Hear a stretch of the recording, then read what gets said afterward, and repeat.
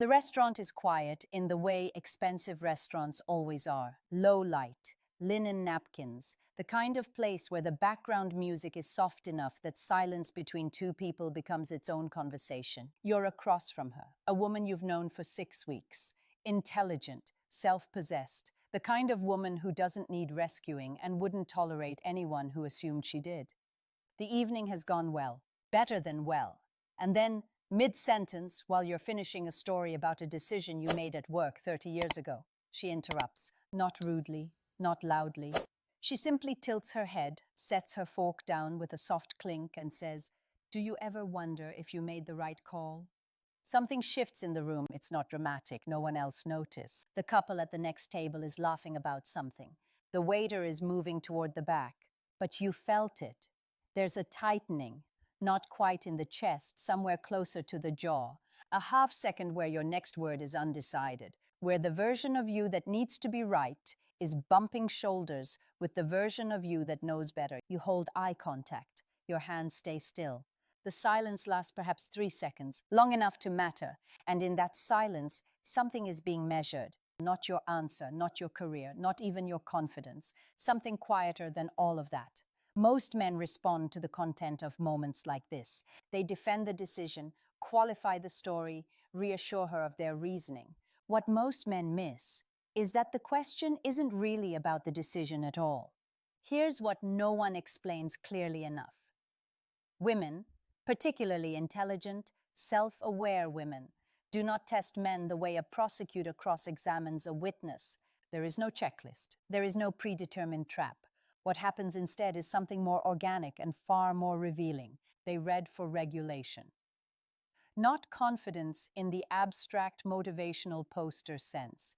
Emotional regulation, the lived evidence that a man knows what he feels, doesn't perform what he doesn't, and remains himself when the social pressure shifts. That dinner table question wasn't an ambush. It was an experiment in real time. She wanted to see what happened to you when a quiet challenge arrived uninvited.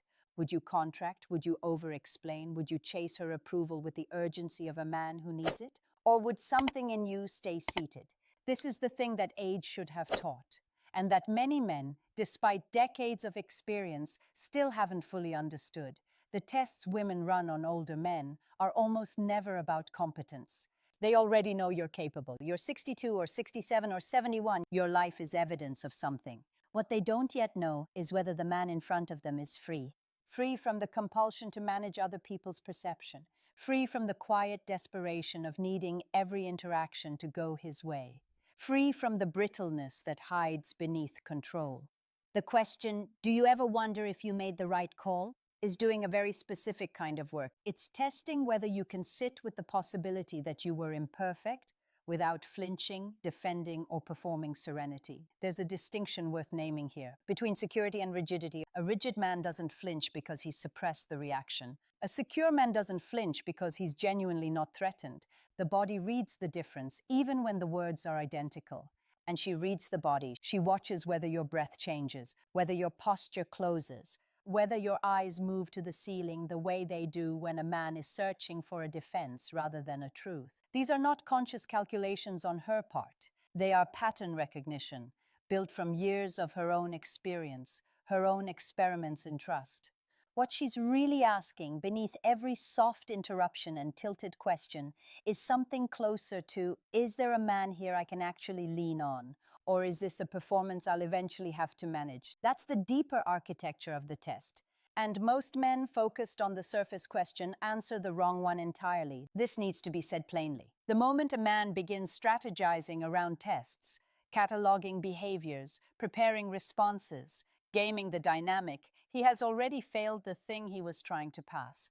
Because what she's measuring can't be manufactured. It can only be inhabited. There's a particular trap that catches intelligent men more often than others, the trap of meta-awareness used as performance. A man reads something like this, understands the psychology, and then begins acting calm, consciously slowing his breath, deliberately holding eye contact, performing the version of himself he now believes she's looking for. This is not composure, this is theater. And theater, over time, is exhausting for both people. So let's be honest about the limits of this framework. Not every challenging question is a test. Sometimes a woman asks a probing question because she's genuinely curious, or because she's working through something herself, or because the conversation simply went there. Treating every difficult moment as a hidden evaluation is its own form of insecurity, a hypervigilance that reads neutral events as threats. There are also women who use testing behavior as a weapon rather than a genuine inquiry into character, who provoke not to understand but to destabilize, who use ambiguity as leverage rather than as exploration. These dynamics exist and they deserve to be named without drama. They are incompatibilities, not puzzles to be solved through better strategy.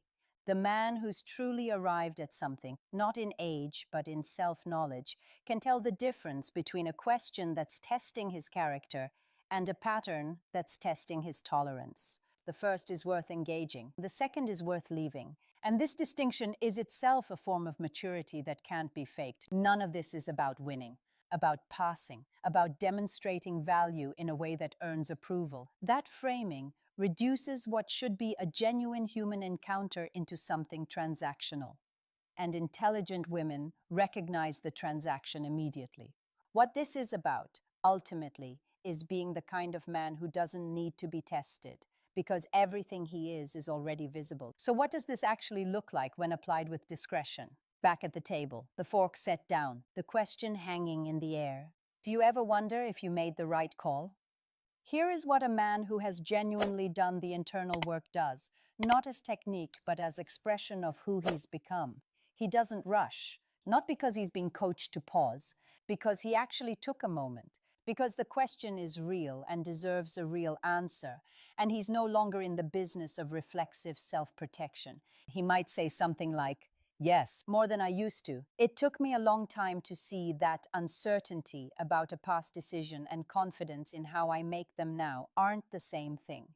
That response does several things, none of them calculated. It admits imperfection without apology. It signals growth without announcement. It moves the conversation forward without redirecting it toward his ego.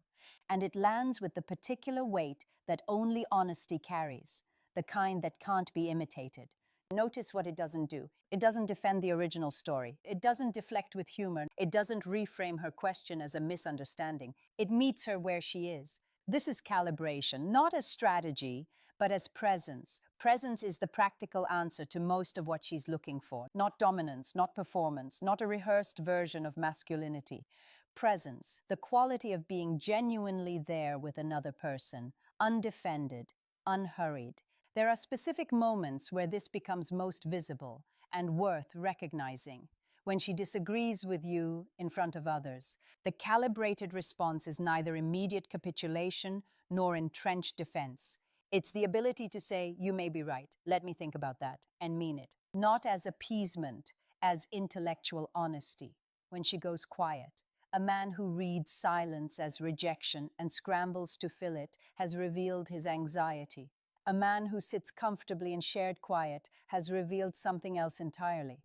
When she challenges a value you hold, this is perhaps the most significant moment. If your values shift under mild social pressure, they were never really values. They were preferences in costume. A man who can hold his position without heat, without lecture, and without requiring her agreement is rare. And rareness is noticed. Context matters enormously. The woman in a first dinner conversation is reading for different signals than the woman 18 months into a relationship. What reads as strength at the beginning sometimes calculates as stubbornness over time, and vice versa. This is not a fixed formula. It is an ongoing, evolving reading of two people learning each other's language. What remains constant across contexts, across stages, is the underlying signal she's tracking. Does this man know himself well enough to stay himself under pressure? That question never fully goes away. But over time, with a man who actually has that quality, it changes its character. It stops being a test and becomes something else. It becomes curiosity, partnership, two people exploring rather than one person evaluating. There is a version of this conversation, the one about tests, about presence, about emotional regulation, that keeps itself too small. That version treats all of this as strategy for romantic success. Useful, perhaps, but limited. Because what's really being developed when a man genuinely does this work at 60 or 65 or 72 is not a skill set, it's a character structure. And character at that age doesn't stay in one room. It doesn't confine itself to dinner tables and romantic encounters. It moves through every relationship he has. The way he hears his adult daughter's frustration without immediately correcting it. The way he sits with a colleague's criticism without deflecting into credentials. The way he responds to his own limitations, the physical ones, the ones time imposes, without performing acceptance he doesn't feel, and without collapsing into bitterness he can't afford. The man who can be genuinely present during a subtle challenge from a woman he's just met is almost certainly the same man who can sit at his son's wedding and hold his own feelings about the past without letting them bleed into someone else's joy. He is the same man who can hear difficult medical news and ask one clear question instead of filling the room with noise. He is the same man other people feel steadier around, not because he projects strength, but because something in him is settled. That settledness is the real legacy, not property, not titles, not a particular story of success that gets repeated at funerals. The legacy of a man who arrived at himself, who did the hard internal work that most people defer indefinitely, is the quality of presence he brought to every room he ever walked into. The conversations that felt different because he was in them. The people who stood taller because he could sit still. This is where the question of being tested becomes almost beside the point. Because a man who has genuinely done this work isn't waiting to pass. He's not calibrating for effect. He's not monitoring reactions or adjusting his presentation based on what the room seems to want. He's simply there. And that, more than any specific response, any crafted pause, any mastered technique, is what intelligent people recognize immediately and never quite forget.